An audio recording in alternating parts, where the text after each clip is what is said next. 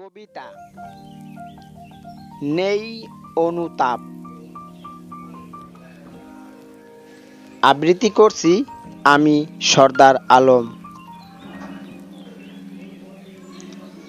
চুরি করে জেলে যায়, আসে ডাকাত হয়ে, লজ্জা নামের বস্তু কি সব গেছে ধুয়ে। বুকে থাপ্পড় দিয়ে বলে, জেল খেটেছি আমি, আমারে কোনো ভয় দেখাস না, ছিলাম আসামি।